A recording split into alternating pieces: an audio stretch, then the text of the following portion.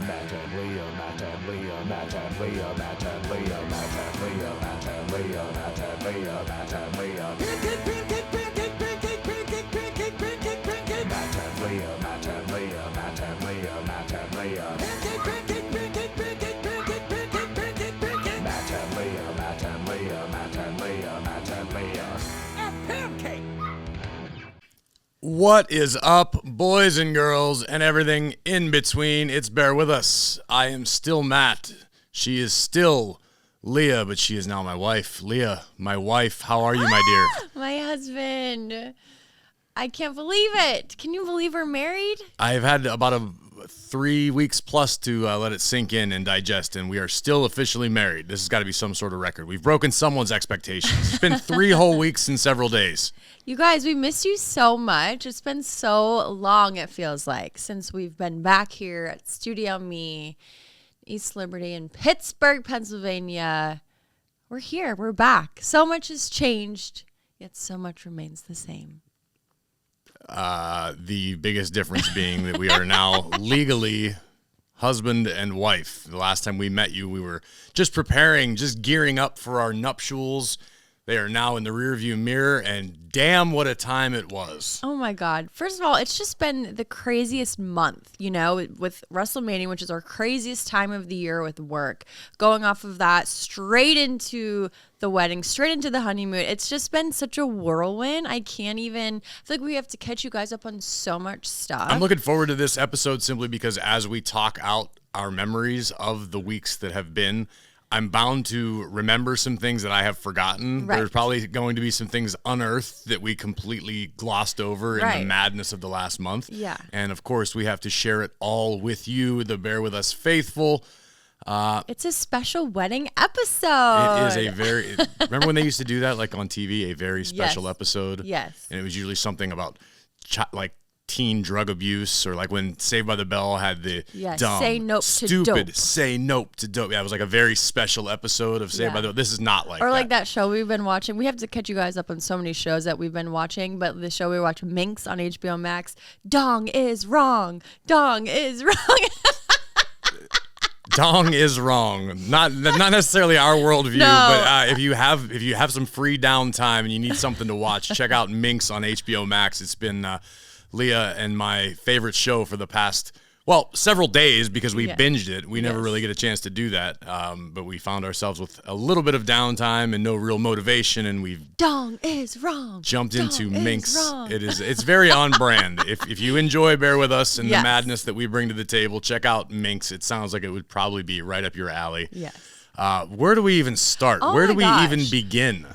Okay, let's Other go than the fact from- that you were trying to sage me without any sage before we started recording, because you said it's like you sit back down in the studio and the old Matt comes back. Right. Well, because I've had married Matt and Maui Matt for the last few weeks. We had to and save Maui Matt for a little while. Yes, but I just love that Matt. If you're saying if you're asking where should we start, I think we start off like our flight from WrestleMania to Fort Lauderdale, or we flew to Miami, and kicking off our wedding week. That's where we start, right? And that day, it was a Tuesday, the Tuesday before the wedding, you were just a different person. You were so free and light and amazing because I had major anxiety because we're getting married outside. I'm not just trying to feel you up. You have a string on your shirt, so just so anybody watching on YouTube got the string. See. Okay, you're annoying. Anyway, we got married. We're getting married outside, and the weather was calling for 60 to 70% chance of rain. And the whole reason why I loved this venue is because it was all outside and it was a sanctuary. The views were beautiful. There were waterfalls and trees and bonsai trees, and it was just stunning. And if it's 50% chance or above, they require you to get tents. And I was like, that. No tents. Like, otherwise I would have got married anywhere. Well, it needs to we be, didn't have a cert. Like, it needs to be clarified though that these weren't just standard like elementary school baseball game tents that you just pitch up because you need a little blockage from the sun. These were legitimate tents. They were no, they're clear. clear. They're pretty. They were very nice. I had little to no anxiety about it because the photos that I had seen with the tents were fine, but you, of course, understandably were concerned that the... Yeah, pay an arm and a leg for this place. The last thing I want is to get married under a tent and ruin the view, and it would have been fine. But I was just really stressing. And that was the only stressor I had that entire week of the wedding. Everything was done. My hard work, all of my effort putting this thing together was complete. There was nothing I was stressing about. Luckily, well, we'll get into Brie and Norman later because that is a whole other story for another point in this podcast. But, we had just spent the entire week together at WrestleMania. We flew together, and as soon as we landed, we checked into our Airbnb because we got an Airbnb with all of our friends and family that were going to be staying with us for the week.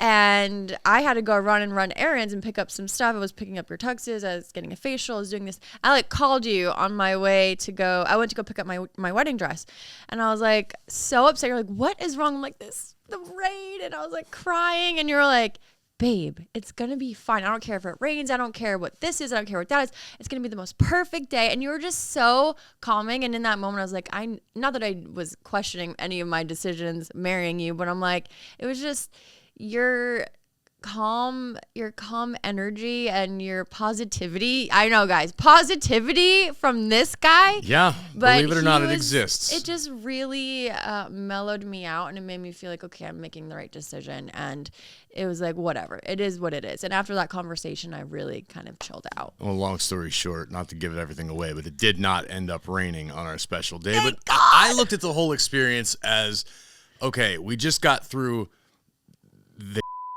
of WrestleMania, and I don't mean that in a negative way. Just a lot of work. It was the busiest WrestleMania week of my professional career. I know you had a crazy week with schedules and appearances and things. From the time I touched down on Wednesday evening, I had dinner with a friend of mine, and then Thursday morning on until Monday night at 11 o'clock or 10 o'clock in Texas when it was over, it was like a mad dash to the finish line. So when we got on that plane, I was so ready to unplug and just not think about work and not think about anything that was stressing me out, thinking about having this incredible week with you and everyone closest to us, and just to really, I made it a conscious effort, and I'm glad to see that I did maybe a little bit better job than I thought I was even going to, of putting on, because it started as a facade. It started as me going, okay, I can't stress. I need to tell myself just to be in it, just to enjoy it, just to be in the moment. But like anything, when you're telling yourself you have to be present, oftentimes you almost open the door for yourself to scatter your brain and be worried about this and that and the other thing. And you're, okay, be focused, be focused. It's like when there's nothing less fun in the world than somebody telling you how much fun you're having. Yeah. When you're having this miserable experience, think of like practice at sports or training for work, and they're like, see, isn't it fun? And you're like, no, this is not fun. This sucks. My lungs burn. My head hurts. I'm frustrated. I'm scared. There's 50 million emotions going on. So after that first day, I kind of just settled right into it. And it probably did help matters that I was physically exhausted from the week prior. Yeah. So I kind of just was operating on fumes. I was just kind of like, all right, let's just kind of get through this. And by the end of that first night, we got a good night's sleep, was feeling good the next day. And then I really was in that headspace of, all right, let's just do this up. Let's live in the moment. Let's live and enjoy the company that we have and the experience we're about to have. And it's nice to know that my facade paid off. It did. It really helped. And I just, from that conversation we had on, I just tried to let it go. And I had a conversation with my dad. I got off the phone with you, and like my parents came down the Monday before our wedding. So they were already there. They were staying in my condo. And my dad is like not an emotional person by any means. He's just very like blunt, what you see is what you get. And he's like a guy's guy. He's a manly guy. Yes. And I called Many him. of my friends compared your dad, upon meeting him for the very first time, to the Thing from the Fantastic Four. Not necessarily physically speaking, because the Thing is made of literal rocks, but sort of that very strong, rugged, and you shake your dad's hand, Yeah, he's got that old school man's man vibe. He's built like a brick. He's old school, like you said. He's very blunt, but he emits a certain vibe to other guys who were getting to meet him for the first time. Interesting. I didn't know that. It was a good thing. It was Yeah. meant as a compliment. Yeah, no, he's just like, and he protects his family. I mean, he has me, my sister, and my mom. You know, he's used to protecting his girls, and like that's his life. And I called him after I got off the phone with you, and he's like, "How's everything going? You know, like, would you need help with anything, whatever?" And I was like, "Dad, it's gonna rain on Thursday." Like, even though I'd already, because I like to beat a dead horse. This is what I like to do. Oh yes. So I had already talked to Matt about it, but I'm like, let me call my dad so I can bitch about it a little more. A human glue factory. So I just really wanted to bitch about it a little bit more and get my dad's ear on it. And I was like, it's going to rain on Thursday. You know, he's like, Leah. He's like, who cares if it rains on Thursday? Maybe there's a reason it's supposed to rain on Thursday. Maybe. It's like rain. Babe, I'm about to like have like a really sweet moment. Oh, you can. Oh, fine. See, I suck at this podcasting thing now. You do. We swapped anyway, roles. Can you stop? I'm trying to say something sweet. And you ruined it completely. Anyway, I was talking to my dad, and he's like, well, maybe there's a reason for it. Maybe it's going to rain because maybe there's going to be a rainbow. And it was like the sweetest. My dad isn't sweet like that, you know. And when he said that, like my conversation with you really helped. And then my dad saying that, I'm like, oh my God, like for my dad to just go out of his way to try to, and I don't even think he meant to be sweet by it, but he was just like trying to like make me feel better. He was just trying to talk you off the ledge. Yeah, and it was just the sweetest thing, and there was like his perspective on it. This like manly guy, he's like, well, maybe there's supposed to be a reason. Maybe there's gonna be a rainbow, and it was just like, you know what?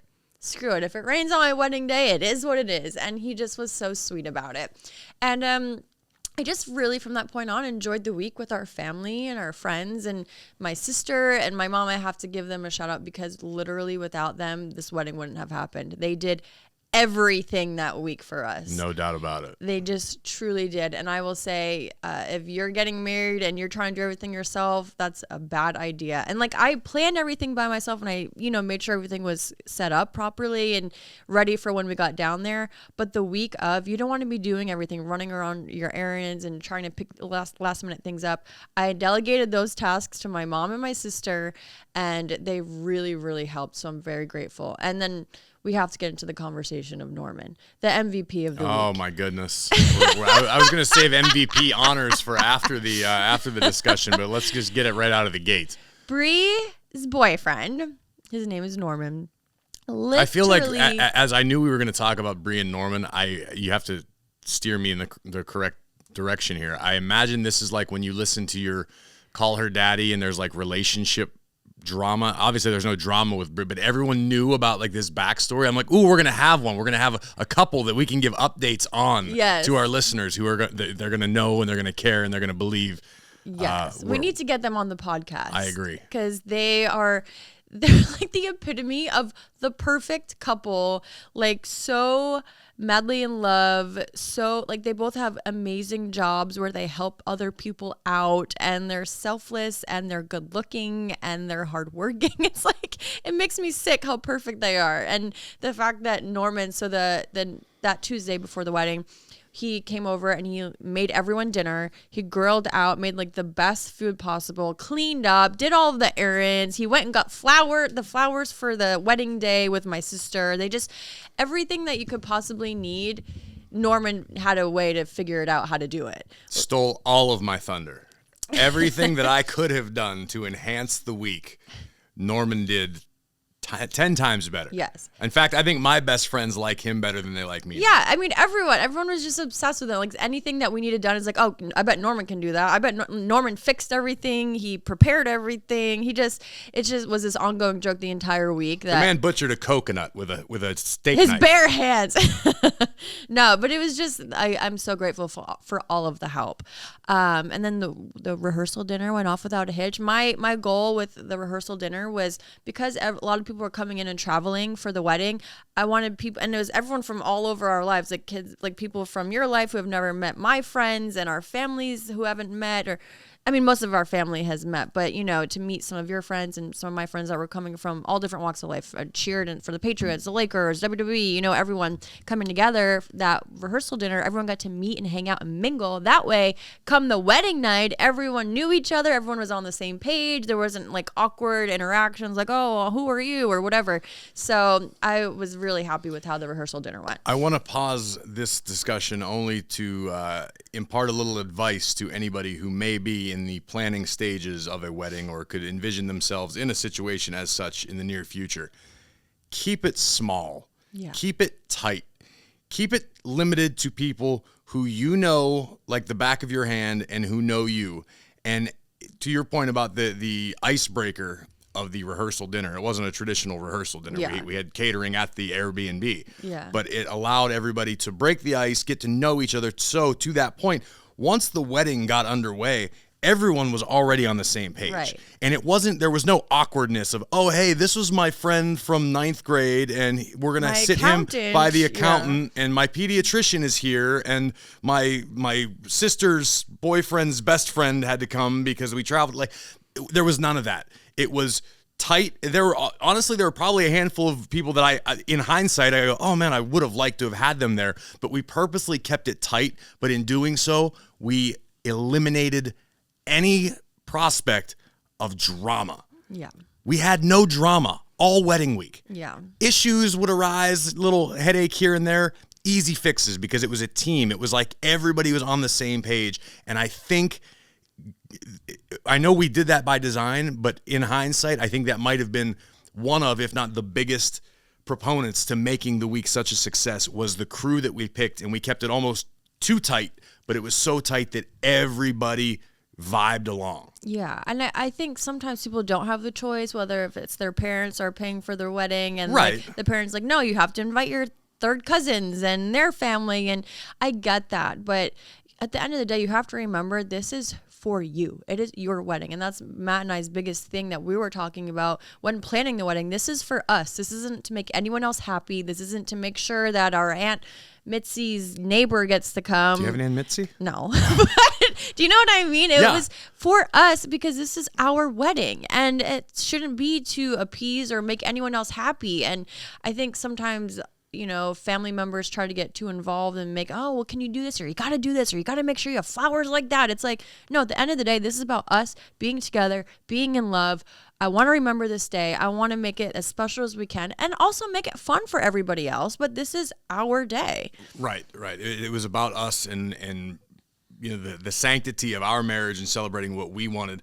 And how many people, I'm sure you had conversations with people at our wedding or in the week since who have looked back and gone, man, we wish we'd have done it that way. We spent our entire wedding walking around from table to table to greet everybody. And by the end of the night, you don't even get to enjoy your own wedding because you're so busy schmoozing and saying hello and thanking everybody for coming that next thing you know, you blink and it's like, oh, well, time to wrap it up. We didn't have any of that. We got the schmoozing out of the way the night before. Right. And then it was just all in on the day itself. The day itself. That was literally the best day of my life. And I'm not saying this because we're on our pod, and you guys know we're always blunt and real and honest with you guys. There's not one part of my wedding day, our wedding day, that I'm like, oh, I wish I didn't do that, or I wish that happened, or I wish it could have been this way. It was so beyond perfect from start to finish because we did it our way. That morning we woke up in the same bed. We hung out outside. It's not like the kids were being funny. They're like, oh, well, you can't see each other the day of or the night before. And they were just so cute, like the tradition of it. But we woke up that morning. We sat outside. Neither of us, we woke up at 7 a.m. because we just couldn't sleep. We were crazy from the week before. So we're just sitting outside. It was just like a normal day. And it just felt so, I don't know, it was so great. And everyone got ready at the house together. I mean, I hid upstairs once I started getting hair and makeup and all that, but it was just such a calm day. Everyone was like, just chill. Even it got to the point, at least for myself and my crew, like my groomsmen and my son, it was almost boring. We were kind of like, all right, let's go. It's 3:00 now. Can we do something? Because once we got dressed, there was really nothing else to do. We just kind of had to show up and do the deed. But so you obviously had a lot of preparation to do the morning because I had to hang out with all the girls that were getting their hair and makeup. You know, I had my 2 stepdaughters and my sister, my mom, my mother-in-law. So funny to hear you say that. I know, and it's casually so crazy. now. I know. Even when I talk with people now, I'm like, oh yeah, my stepson has a baseball game on Saturday. I'm like, whoa, it's so crazy. But you know, everyone's getting hair and makeup, and it was just like Danielle came and checked on me because I got ready upstairs in the bedroom, and she's like, you're so calm. You're so chill. Like, you're so chill about everything. And I'm like, that wasn't my intention going into it, but I just felt like, whatever. Like, the girls, they want to get their hair a certain way. Great. Do it that way. You want to do your makeup? Great. Do this. Do whatever. Like, I just didn't care. I just wanted people to do things that made them happy. You want your hair in pigtails? Great. I mean, not that that's what they did, but whatever they want is cool. I didn't want to try to be like micromanaging everyone. It just felt like such an amazing, calming feeling. And then it was me, my dad, my mom, my sister. We left separately to go to the venue, and then you went in the party bus and then arrived late to our own wedding. Somebody had to do it. You know, I'm never late for anything. I know. I couldn't believe it. And it wasn't actually anybody's fault. It was traffic. We left right on time from the Airbnb. But yes, Matt, was late to my own wedding. But it was great because we quite literally hit the ground running. Like the party bus pulled up, we all got off, never even went back to the corral area or anything. Yeah. They just went, all right, here we go. Matt, you stand here. Oh, wait, I have something I need to bring up. Okay. This right here waited until 30 minutes before the wedding to write his vows in his vow book. Not true. Yes. Not true. Not even remotely true. Yes. The vows had been written for predominant. You have to understand my creative process. Okay. And you can't even mock me and laugh at me because I write you poetry pretty regularly, and this is how it works. I'll get like an iota of inspiration, and I'll write it down in a note in my phone. 75% of the time, I completely forget what that note means, and I don't remember the context or why I thought it was good, and I just end up deleting it. So I've had this file, this note in my phone since you said yes, basically, or once we've decided we were going to write our own vows, where whenever I'd have a momentary bit of inspiration or something, I would write it down. So I had this mass of just phrases that weren't complete and barely made any sense to me, and I just kept whittling them down, and I would add something, and then I would delete something, and it's just this constant editing process. So by our wedding day, everything was complete. I actually went I took a walk early in the day, and I was just kind of stressed out about there were just people everywhere, and I just kind of wanted a minute to breathe. And I went and I actually sat on the water around the corner from the Airbnb, and I sat there and I read through it again, and I made a few final adjustments because I knew that when I came back to the house before the wedding, I was going to have to actually transfer them and physically write them into the vow book. Who waits to 30 minutes before their wedding to write them in the It was vow actually book? Several hours before the wedding, but your mother took my vow book. Because the photographer was taking photos of, you know, the dress and the rings and everything with the vow books.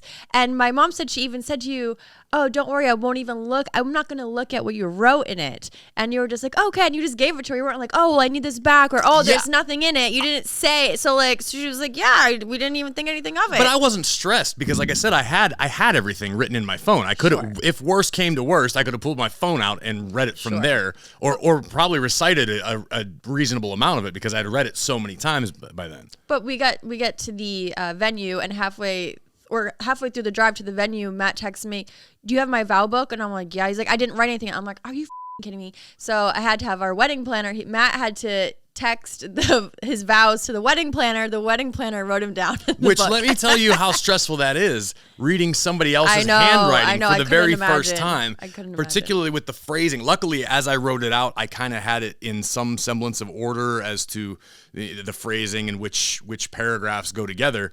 And he did a great job of transferring it over. But I was a little anxious when I opened it for the first time, and I had to let my eyes adjust for a second because, okay, all right, this is what I'm reading now. It's like you had to adjust for that. So here I am standing at the altar about to read these vows, and I'm like, oh, I don't know what that word is. Okay, luckily I figured it all out. So that was the closest thing to a hiccup that we had, but it wasn't. Like I said, that wasn't even an issue for me. That was just something you wanted to bust my balls about.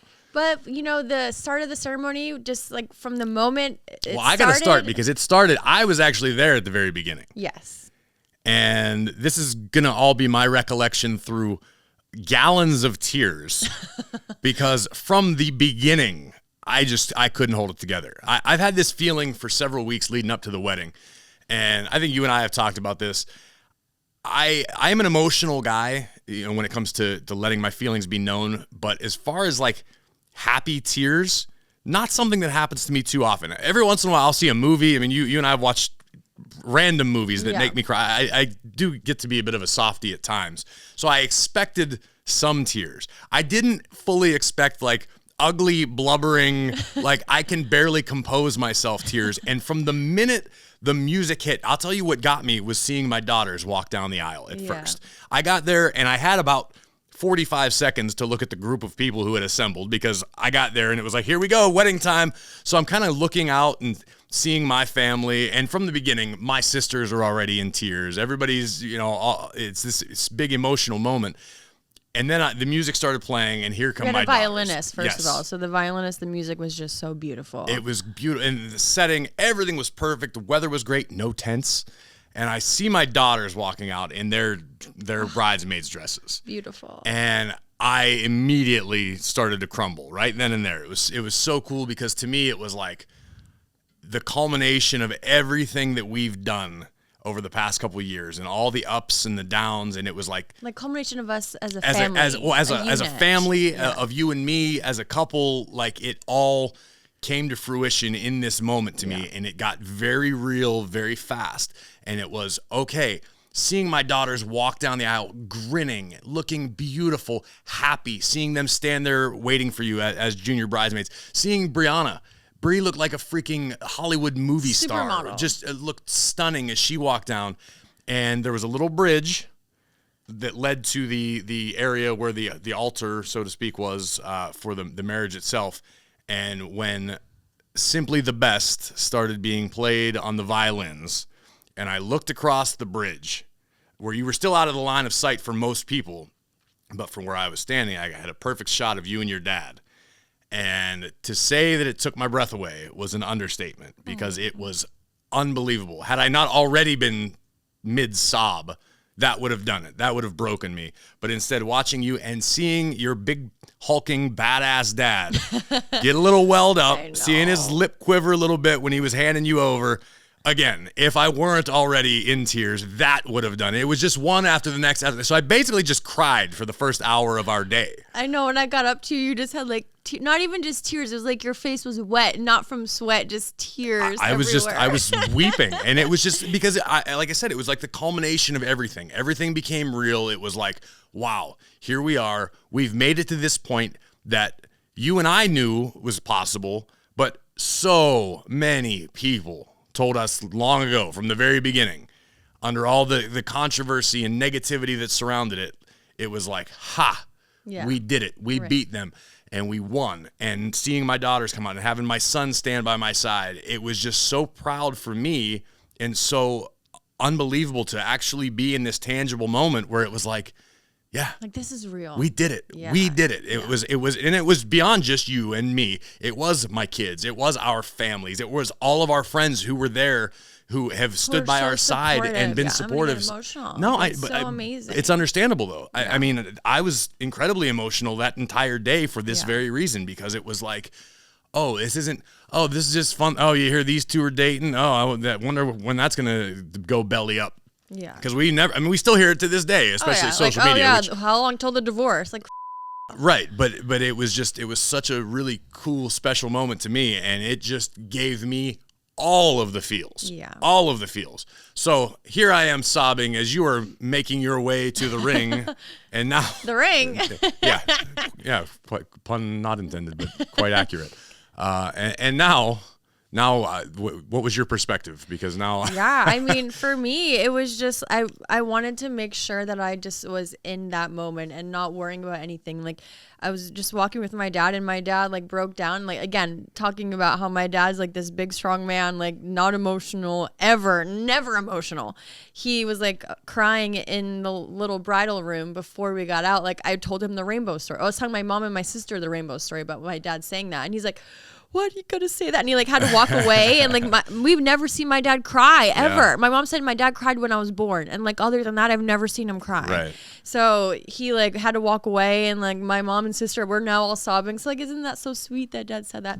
So like he had already broken down. He just kept saying, I gotta get through. I just gotta get through this. I gotta get through this walk. And then we had the dance, and like that was the other thing he wanted to get through. But so we're walking, and my dress was just so big, I had to like pick up my dress to be able to walk up the I was going to ask you stairs. that. Did you have any reservations or issues about like, I I'm wasn't going to worried trip, about I'm it. going to step on this? It's just we started walking up because I had the flowers in one hand and my arm around my dad's arm, you know. And an 80-foot train behind you. The train was, I mean, the dress alone, like that was just something that I'm obsessed. I was so obsessed with the dress. So And people have only seen like that one photo that Yeah. you sort of leaked out intentionally Yeah. of your dress, but like when the actual wedding photos because we have no arrived, photos because it was a no photo ceremony. Right. Everyone had to put their phones away, so we have no photos, and they said it's going to take 18 weeks for the photos. Yeah, so that you'll have that to keep waiting till the end of the summer. The end of the summer, we'll be like, oh hey, remember that time we got married? Yeah. But even the no phone ceremony thing. Obviously, people were taking pictures before it started, but Yeah. that was something that was suggested to us. That looking back, I'm so glad we did, because back to the point of why I was in the mood that I was in, it was just about being present, just Yes. being there. Okay, we can post photos all day until we're blue in the face, but for this But it moment, wasn't about that. let's just be here in this moment. You know what I mean? And I just being up at that altar and having the kids, you know, they had a speech they were reading from, and they were a little nervous just about the verbiage. They weren't nervous about speaking, but they wanted to make sure they got their words right. And, you know, they just nailed everything. And it just, the ceremony itself was quick. We didn't want it to be long. We wanted everyone to be engaged. And, you know, of course, our vows coincided. We have the same brain. We both made Yellowstone references. We both had quotes about You vowed to never root for the Pittsburgh Steelers. Sure did. Sure did. That will live on forever in videography and the memories of all who were present, that Leah, at the most romantic moment of her life, Said, "Go still had Patriots." time to hate the Steelers and cheer on the Patriots. Always. But I mean, it was just so funny. We think the same way, and our vows were almost set up similar. We didn't speak about them prior. We didn't say what we're going to say or what we're going to do. We both just kind of said maybe around 2 or 3 minutes, just make sure we're on the same page. And of course, we had the same shit in our vows. And just the whole thing was, to me, just so incredibly perfect. It just, I wouldn't have changed a thing. And then, I mean, go on to the reception. I mean, everyone that we talked to that night for weeks to come were just going on and on about how We didn't set out incredible with it was. the goal of having the best wedding of all time, but we might have done it. We did. I mean, and it was just for us. It wasn't for show. It wasn't for like, oh, look how great we are. You know, we just wanted to be in it and just have like the best party for everyone. And I think we did. It was to the point that, was it my brother reached out to you Mm-hmm. and said, well, I guess none of us can get married now because there's no way we top that, Yeah. meaning my siblings. And it was in the party. We had if you're listening to this and you're in Florida or around Florida, there is an amazing musician. We got to give him a shout out. His name's T.L. Jenkins. He played for our entire reception. The dude plays the drums live with a full band musical backing, but he's just the one playing. We'll post some of it on the Bear With Us Instagram because yeah. you guys are gonna die over this. It was like a rock concert at our. It was less of a wedding reception, more of a rock concert. Oh my God, but can we please talk about your son's speech? We have to talk about that. Let's talk about it. I was trying to gloss over the fact of why I wept all day. Yes, we have to talk about this. So, of course, my sister, my maid of honor, she gave a speech, and then Matt's two best men, who were his two best friends forever. Because we're breaking tradition. I didn't have one best man. I have two equal best friends, and my Right. son is also one of my best friends. And so who cares about the labels? We were just, they were my groomsmen, they were my best men, they were my crew, whatever you want to call them. That's what it was. It was about making the day fun. So they gave their speech, and then I was like, okay, now that's it. And then Cash goes, I'd like to say something. He goes and grabs the microphone. We're like, oh my God, like what is about to happen? So he first of all, he starts out his speech with, because he's trying to be funny, you know, because the Matt or Aaron and Mikey were telling jokes. And he goes, Dad, you know, I've known you since I was born. And Everyone starts cracking up. But he just goes on to give this like beautiful speech. There was not one dry. He's 13, by the way, almost 14. Yes. Gave this beautiful speech about how I make Matt smile and how, you know, happy he is that him and his sisters are, that I get to be part of their life, and you know, I'm there for that. Oh my God, babe, it was just. Considering, not only was your dad, was every big badass masculine dude who was in attendance, everyone had lumps in their throat and tears in their eyes because my son just hit a freaking home run with his speech that just came off the cuff, apparently. Yes. That was to set the tone. There was that. I danced with my mom, and my mom was actually gracious enough to like step aside and invite you and the kids back over, and we kind of had a first family dance, which was so cute. Totally unexpected. I didn't know that was, wasn't meant to be that way, but it worked out, and it was just perfect. And I've seen a couple photos snapped of you and me and all three kids just kind of hugging, and that still gets me when I see that. But the whole day to me was just like, wow.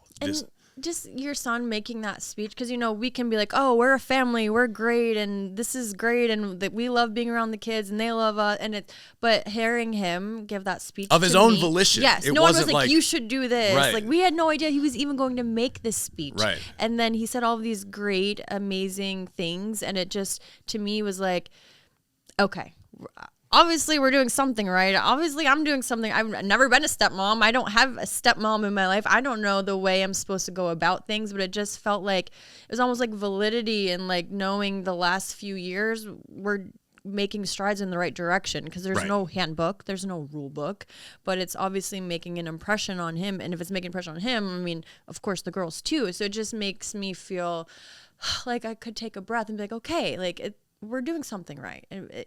It's working. Yeah, absolutely. I mean, and I think that was apparent. That was one compliment that we got from a lot of people who were in attendance, was you could just feel the love, because that's what the day was about. It was about, yes, you and I were the ones getting married, but we were becoming an official family, and our families were merging, and it was like this great celebration on so many different levels for you and I, but for our friends who have been, like to our earlier point, who have been with us and by our side when shit was not glamorous and it was awful, and it felt like it was the world against us. So for everybody to kind of share in that moment, to me, was just of the utmost importance, and made it so much more special.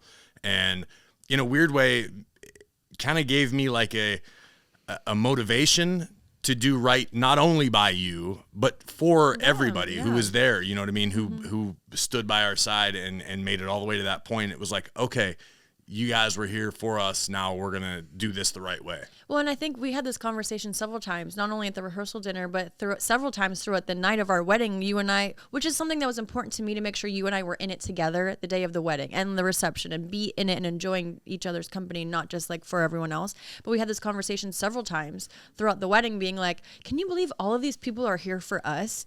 People had to fly hours, take days off from work, and go out of their way to be there. And like, who are we? That's what got me the first time. Who are we that they're even here for us? That's what caused me to break at the rehearsal dinner. Trust me, guys, I cried more in those 2 days than I have in probably the last 20 years of my life. All happy tears, but that struck me when we were all standing outside, and my mom passed down the heirloom from my grandparents' marriage, which had such a crazy significance that I knew nothing about. Yeah.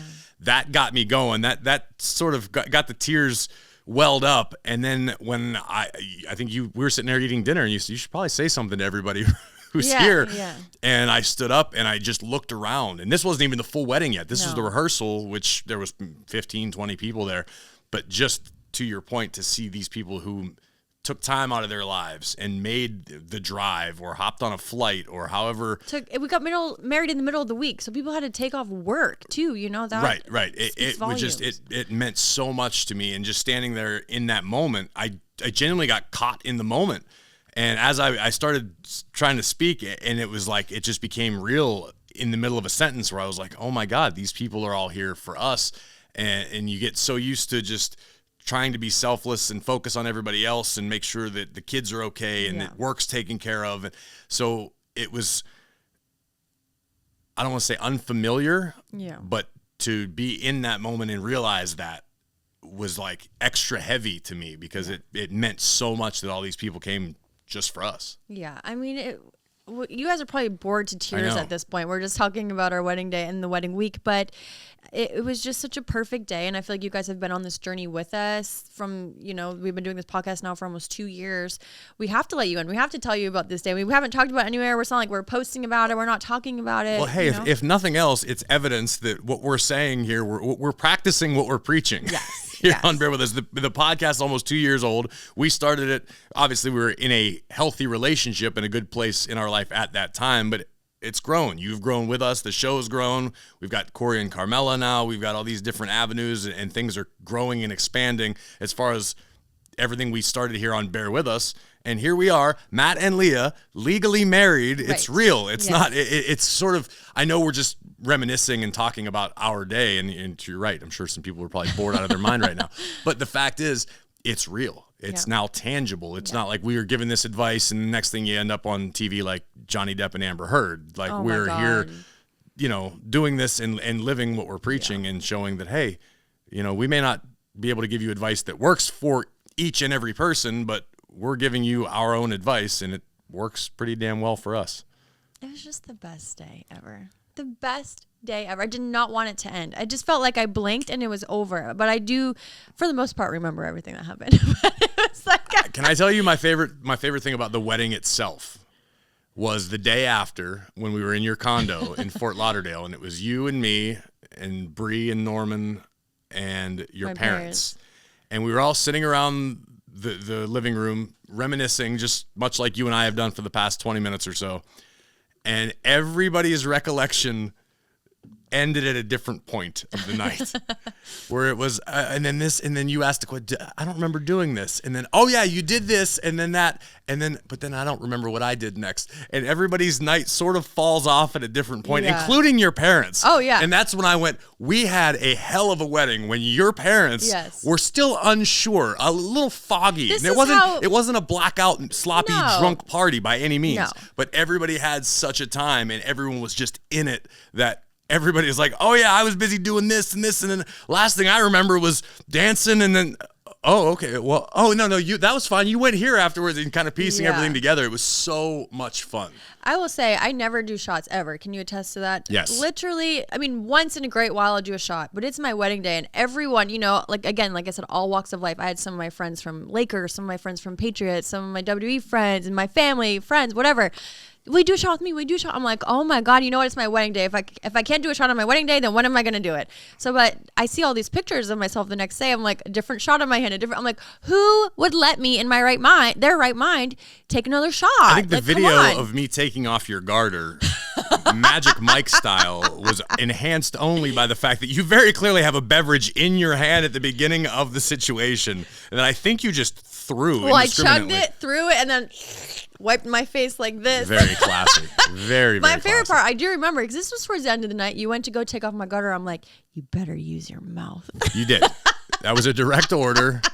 And clearly I forgot your kids are there. My dad's there. Wildly your inappropriate dad's there. for everybody. What am I thinking? But hey, it was our day. Oh my God. And you know what? I think we have video evidence of that. We should throw that up on the Bear With Us. Oh my God. Socials. I don't know if I want that out there. Oh, come on. Me getting all Magic Mike, half undressed. It was late. Really it was hot. sexy. The jacket was off. My feet are black because I was barefoot. Dirt everywhere. This is how the night went. The next day, we realized we forgot our marriage license at the venue. That should tell you everything you need to know about our wedding night. No one was injured. No one was angry. No one got arrested. Yes. It was a wildly successful night. Everyone made it back to their homes safely, soundly. The best day ever. So much so that at 4 a.m., the night of our wedding, Leah rolled over in bed. I thought we were going to go through this whole episode without bringing this up. Oh, no. We have to share this with everybody. Leah woke me up at approximately 4 o'clock in the morning by sliding her mostly undressed body against mine. And I'm like, oh, okay, this is nice. This is a very, very nice mid-evening cuddle thing that's about to happen. And then you just decide to start grilling me. I was for like, details. Babe, did someone punch me? And he says, nope, you just fell on the dance floor.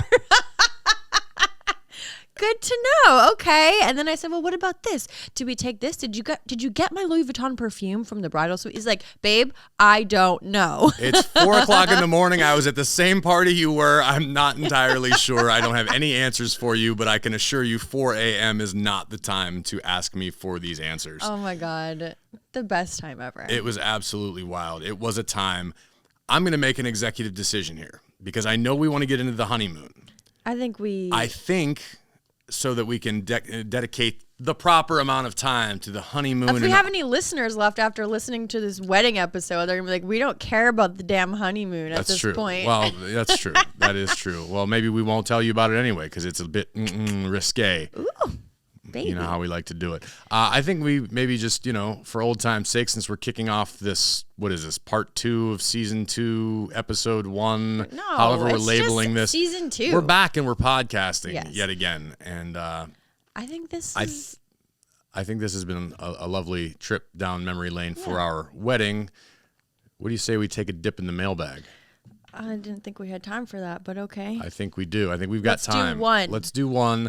And while Leah is dipping into the mailbag, I urge you to submit your questions, comments, suggestions. bearwithUspod@gmail.com. It's the official Bear With Us mailbag.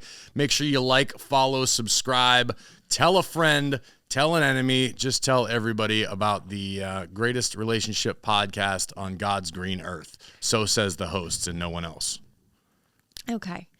Here's a mail. It never fails. It makes me want to wag my tail when it comes. I want a whale mail. Wow, you've changed. Marriage has changed you, and not for the better. All right. Question number 1. Wait a second. I'm a little offended here. Okay, babe. This is the first time we've done this in a while. I tried to sing, derailed you. You got mad at me. Yeah. You haven't sang once. Here comes your moment that you live for week after week, where you really get Here's the mail. It never fails. It makes me want to wag my tail. When it comes, I want a whale mail. She's in a hurry, folks. Question number 1, honey. Hey, Matt and Leah. Leah, this one is for you. My husband and I have been together for going on 5 years, married almost 2. He is like Matt, and when we argue, he goes for the kill and says really mean things. He has always told me that he means what he says, so when he apologizes, it doesn't seem genuine. And when he apologizes, he expects the hurt to go away and doesn't want to talk about it anymore. How do I move past the hurt? I hold on to the hurt because nothing is resolved and we can't talk about the issue anymore without him getting aggravated. What do I do? Thank you so much for the help. Well, as far as dealing with it, I think you'd probably be more... That's why it says, Leah, this one is for you. Oh, I missed that part. God, yeah, I don't know. I feel like it sounds very similar to like when you and I have an argument because you say really mean things in an argument. Me, I try not to say things I don't mean. You can't take back words. You can't take back something once it's already said. So my advice for you is you have to have a conversation with your husband when you're not angry, when you're in a good place, and you can be like, hey, this is why this hurts my feelings. If you say things you mean and you don't say things you don't mean, then why are you saying these things if they're not true? Like if you're saying they're true, I can't unhear that. And I just think you need to sit down and have a serious talk. Like you and I know I can't talk to you when you're mad. When you're mad, I let you be mad. You say what you got to say. And I just don't take it personally because I know it's not true. And that's what I try to remind myself of when you say things that are hurtful. I'm like, whatever, like he can say that, but it's not true. So it is what it is.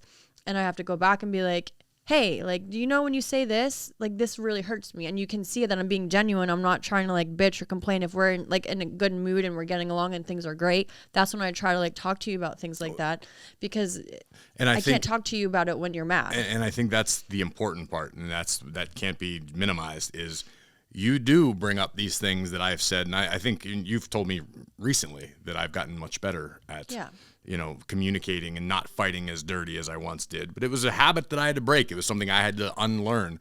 But you came to me in a non-threatening, non-argumentative manner after the anger, after everything had subsided, and whether we had solved the issue or not, you wait until everything's cool. And then, rather than talking down or at me, which that sets me off like anything, rather than, well, you do this and you said this and you were wrong because of that. It's never like that. You always word it very tactfully, and it's just like, hey, babe, when you say these things, it makes me feel X, Y, Z.